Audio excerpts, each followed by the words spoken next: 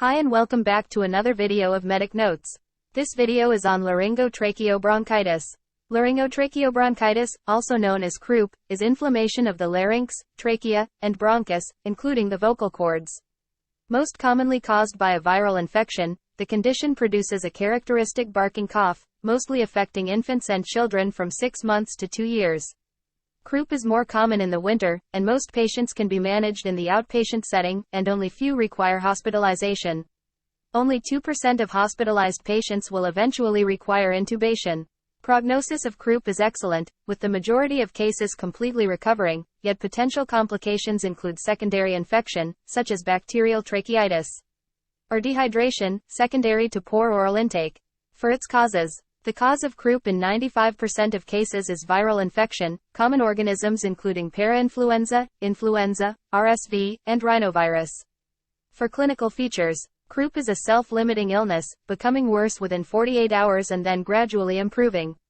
It is typically preceded by an upper respiratory infection, before developing into dyspnea and a characteristic barking cough, with potential fever. Symptoms are usually worse at night. For the grading of severity of croup, severity of croup can be graded depending on increasing clinical features, all having stridor and a barking cough, yet worsening stages including Grade 1 with expiratory stridor, Grade 2 with pulsus paradoxus, and Grade 3 with cyanosis or reduced cognition. Most cases do not require any investigations and can be made as a clinical diagnosis. Any higher grade cases may warrant initial blood tests, like FBC and CRP, for inflammatory markers to confirm the diagnosis, and viral swabs to determine the potential viral strain. For management, according to NICE guidelines, all children with croup should receive single dose of oral dexamethasone, 0.15 mg per kilogram, to reduce the inflammation and symptoms. Pain and fever can be controlled with paracetamol and ibuprofen as needed.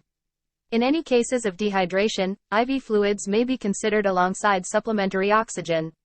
In the presence of any of the following signs, hospital admission should be considered: known structural upper airway obstruction, a history of severe croup, or immunocompromised patients.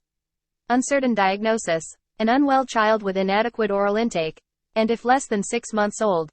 In hospital, inhaled corticosteroids can be given, alongside nebulized adrenaline, to decrease airway inflammation. In severe cases, intubation may be warranted. That's all for this video. Thank you.